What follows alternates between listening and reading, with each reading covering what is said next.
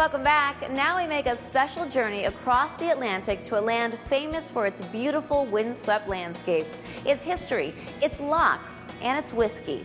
I'm talking about Scotland, of course. We visited Abbotsford, the home of poet, playwright, novelist, and all-around literary giant Sir Walter Scott.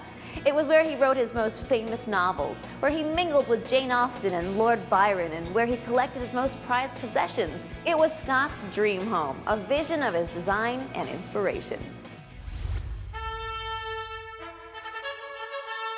Hello, I'm Giles Ingram and welcome to Abbotsford, the home of Sir Walter Scott.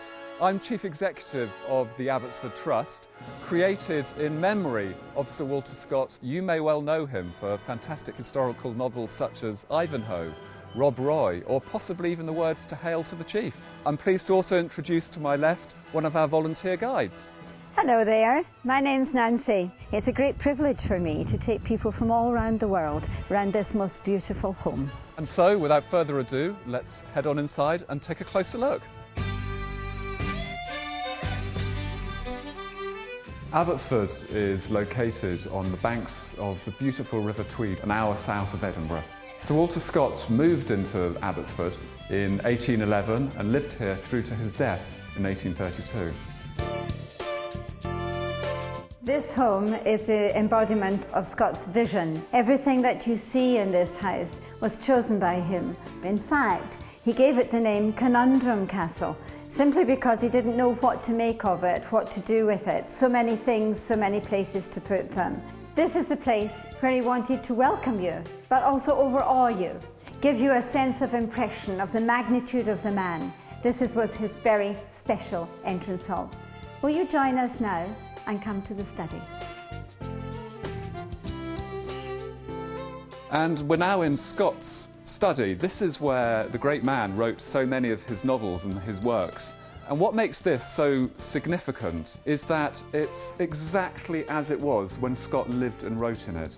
So every book on every shelf is exactly where Scott laid it. In the mornings he would come down from his bedroom along the balustrade and work his way down to his desk. And the very chair in which he sat to write all of his novels. And inside it is all the clutter of his writings. His quill sharpener, his glasses. Can you imagine sitting in the glow of a warm fireside on a lovely winter's morning, being tempted to look out into the formal garden, the windows there? What a peaceful scene, writing, enjoying life.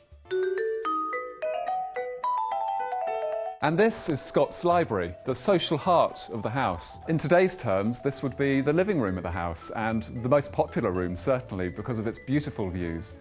In this room you'll find fantastic pieces such as the portrait behind me of his son Walter Scott, who was a flamboyant cavalryman, or the bust of William Shakespeare, which he had in an alcove.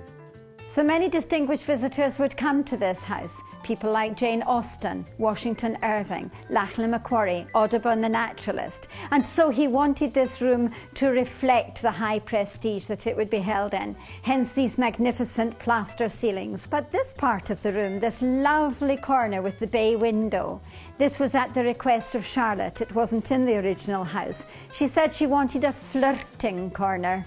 Scott, being a Scotsman, wondered why people would need to flirt. But she persuaded him that a corner for the young people to gather together and talk would be a good idea. Scott, however, with his dry sense of humour, had all of his books on demonology and the occult placed in this bay corner, as if to say, no more nonsense in there.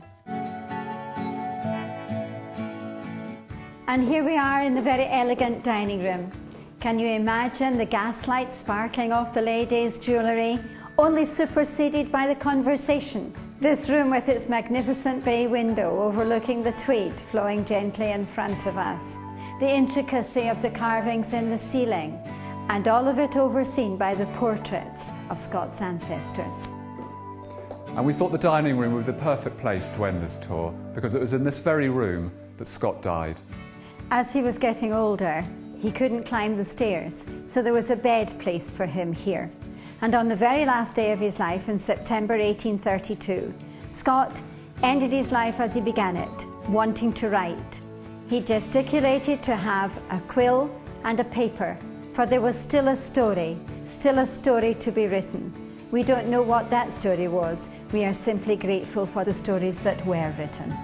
Thank you so much for joining us.